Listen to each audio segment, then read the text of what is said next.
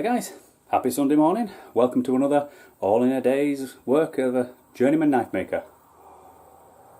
Well, we've got a beautiful day outside. Just got back from breakfast and the Hoya Cafe. Awesome big Eggs Benedict.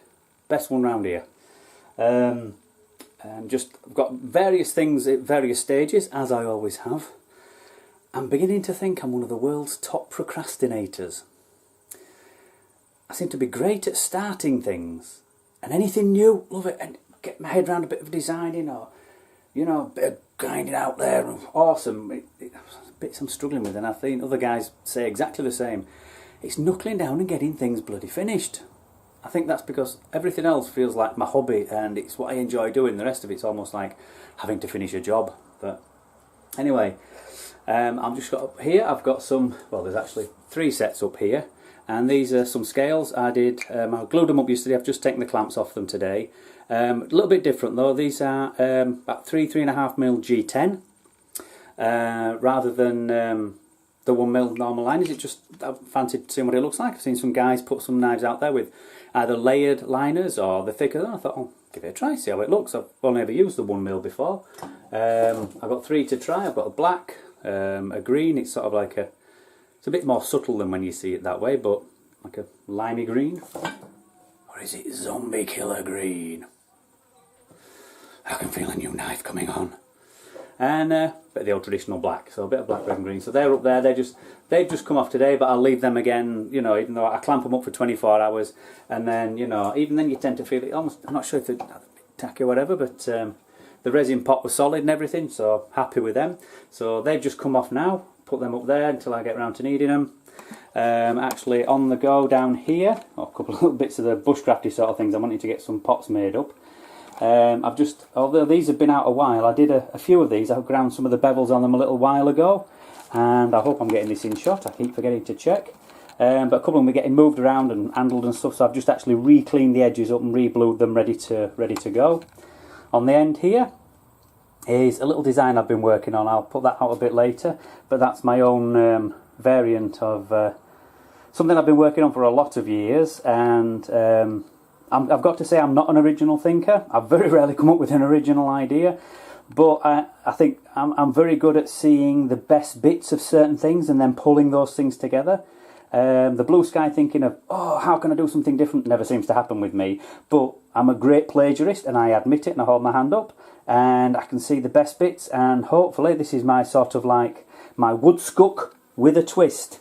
And I've picked all the best bits, the things I know work, the things that I've used over the years, and the things I like. So anyway, I'll see how that comes out, and obviously a bit more traditional stuff here, the campy stuff, and obviously I'm on to version 3 of the combat knife I'm supposed to be making for my son.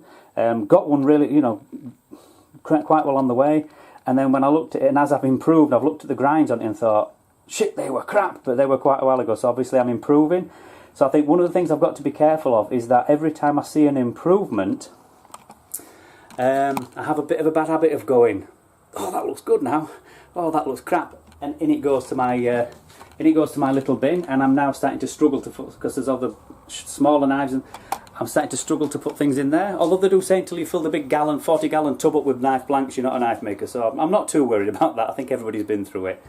But yeah, I do something, then go back and think, oh, I was going to take that one to the next stage, and I look at it and think, not happy with that. Bin, start again. So anyway, but that's where I'm at with that. I wasn't happy with the grind and the bevel angle, so I'm redoing that, get it as good as I can. I'm just going to bob you down here a moment, guys, because I want to show you this. And again, talking about plagiarism. Now, I'm doing a bit of hand sanding, and believe it or not, I am actually hand sanding some things occasionally, trying to get them finished. And pull that out a bit wider. There we go, I've obviously pulled that in when I've not been watching. And a bit of a problem I have, and I don't know if you guys do, on the tip of the knife, I'll get another one out here, I haven't started on this one yet, but sometimes right on the tip here, just where it goes, you've got to be really, really careful when you're hand sanding that you're not rolling that over and you don't lose that nice sharp bit of an edge there, and I do. And I've just been really, really careful, and I've got, this was what I've been using for a long time for my sanding. You know, it's solid, it doesn't bend, I think it's 3mm, just a piece of 3mm offcut I've got or something like that, I think it's 3mm. But if I wasn't careful, I was still starting to get that little bit of a roll. And my technique side to side, which is one of the reasons I use something like this, is I can get nice firm, even pressure, and you know, you can run your fingers up the sides of the block so you know where you're at and things, well away from the edge. But I was actually watching, this was Sandy Jacklaw do some hand sanding, and although I've got to say he didn't use anything like this, I was watching what he was doing and I just thought, that might give me an answer. Now he was using a block of, I believe, Corian, which is a man-made material, and it was more along that sort of a size there, and he put the paper along it, and then what he did was he ran that up and down the blade, and I thought, thinking about this. So what I've done is I prefer to be able to hold it with more of a grip, whether that's just because my hands are getting older, I don't know. But what I've done is, as you can see, I've gone probably at least half as wide again as I was with this, as I was with the steel. And what that's done is gives me plenty of room to grip, I can keep it nice and firm, feel, and that I find that longer length lets me, it's easier to feel when you tip, because the further you go from the centre, the more of a roll you get, and you can feel that easier. However, when I'm cleaning down to the edge, this one's down to about 400 at the minute. When I'm trying to get to that tip, I can go about halfway down, but by keeping my thumbs slightly towards the back, what that's doing is it stops me from going like that near the end. So keeping that pressure there, and yet I can go well over the end to make sure I'm cleaning up right onto that tip. But what it's doing is it's stopping me from rolling, and yet cleaning the tip up very nicely. So there, bit of a tip. Don't necessarily go smaller, go bigger. But I'm still using the small sheets of paper because it's keeping the eye on those small sheets of paper that either keeps me going forward to back or that 30-degree angle. And I also find the bigger one, because if you do the 30-degree angle, 30-45 degrees, it's very easy to roll. But if you've got a bigger piece that you're hanging on to, it's much easier to feel it. Oh, putting the scratch on, putting those alternate ones on there already. Yeah, so bit of a tip there. Just about to go to Bunnings. I've got about 201 jobs in the bloody house to do, and I've still got my pile of stuff down here of all sorts of ideas I've got and things like that. A couple of things coming out for the bushcraft. Have a look at the bushcraft channel.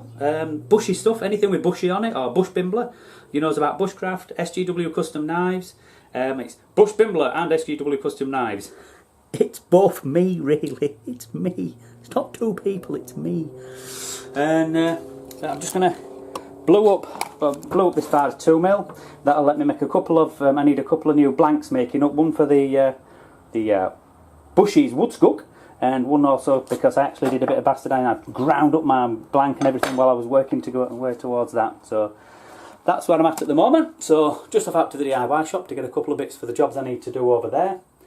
Belts finally turned up, about a 6-week wait for some new bloody belts, so that's held everything up for a while. So you know, people keep thinking, why does he keep talking about grinding? He's not doing any. I actually ran out of heavy belts about 3 weeks back.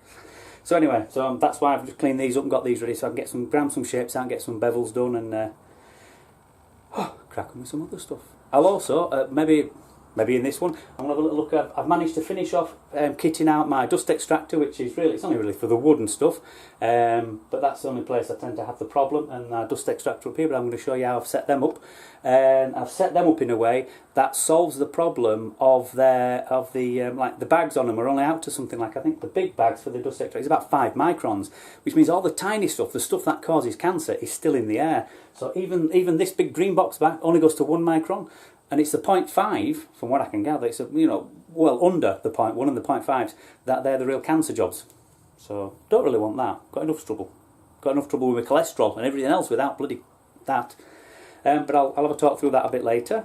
And I better go off and buy the bits and pieces I need so I can get the jobs done in the house to keep the most beloved happy. Then I can come back out here and do a bit more of this. Catch you on the next one.